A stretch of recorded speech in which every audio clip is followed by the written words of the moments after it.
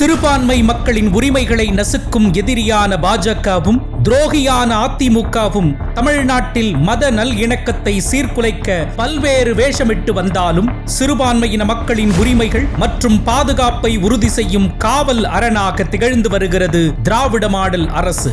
சிறுபான்மை மக்களுக்கு விரோதியாக செயல்பட்டு வரும் அதிமுக 2001ஆம் ஆண்டு மிலாது நபிக்கான அரசு விடுமுறையை ரத்து செய்தது. 2006இல் முதலமைச்சராக இருந்த முத்தமிழறிஞர் கலைஞர் மிலாது நபிக்கு மீண்டும் அரசு விடுமுறை அறிவித்தார். உருது பேசும் இஸ்லாமியர்களை பிற்படுத்தப்பட்டோர் பட்டியலில் சேர்த்தார். இப்படி சிறுபான்மை மக்கள் நலனுக்காக கலைஞர் செய்த பட்டியல் நீண்டது.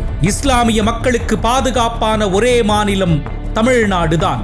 எதிர்க்கட்சியா இருந்தபோதும் சரி, இப்போ ஆட்சியில் இருக்கும் போதும் சரி, இஸ்லாமுடைய உரிமைகளுக்காக முதல் ஆளா குரல் கொடுக்கிறது திமுக தான். பாசிச பாஜகவும் அடிமை அதிமுகவும் CAA குடியுரிமை திருத்த சட்டத்தை கொண்டு வந்து இக்கட்டான சூழ்நிலையில் தள்ளிய போது இஸ்லாமிய மக்களின் பக்கம் நின்று போராடியது திமுக. வக்ஃப் வாரியத்தின் அதிகாரங்களை குறைக்கும் வகையில் ஒன்றிய பாஜக அரசு கொண்டு வந்த வக்ஃப் வாரிய சட்ட திருத்த மசோதாவிற்கு எதிராக குரல் எழுப்பிய ஒரே இயக்கம் திமுக.